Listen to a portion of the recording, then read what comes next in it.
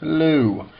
We're going to talk today about credit scores and credit scoring and credit reports and what's the difference and what goes into them. So as you may know, there's three credit bureaus.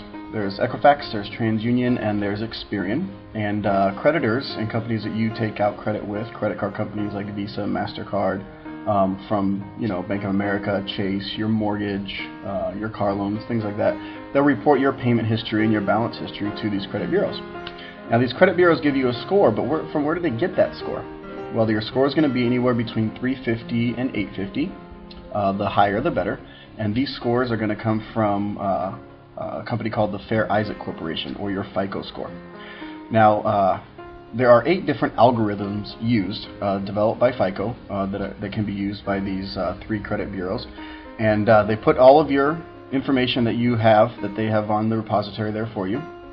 And it spits out a number for you, anywhere again between 350 and 850. Now, what goes into that score? Well, there's different things that can affect your credit and different things that can affect your score, but you guys are all given a certain amount of points, and then things on your credit report will deduct from those points. And then if you can improve on those things, or enough time has passed from those things that are deducted on your points, you can earn those points back.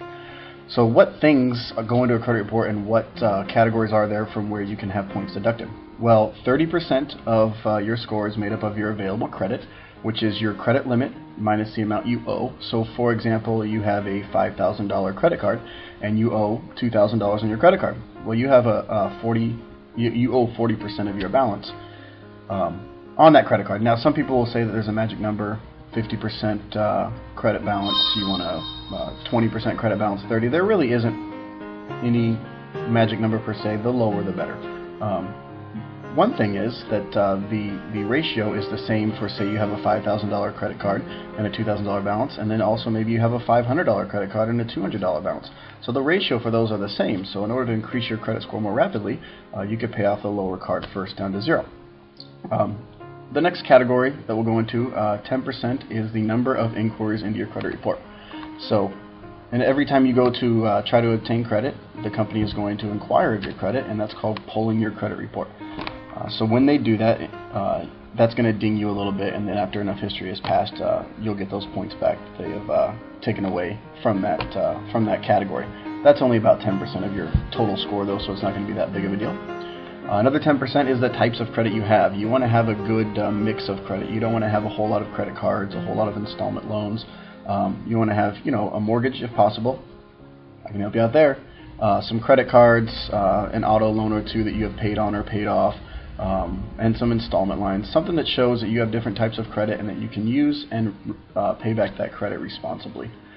15%, speaking of paying back responsibly, is your payment history. So do you pay on time? Do you have any late payments? How long has it been since those late payments?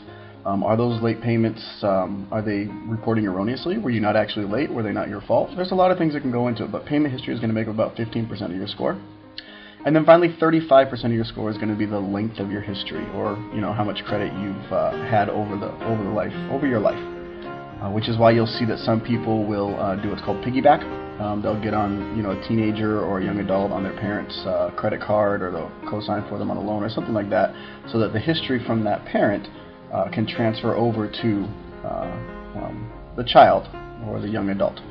So those are the things that go into your credit. I'm here to help you if you have any questions about how to improve credit scores, about what your credit might be, about if your credit will qualify for your mortgage.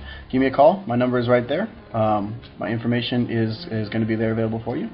Share this on your Facebook. Share this on your Twitter. Tell your friends, because they need to know this stuff.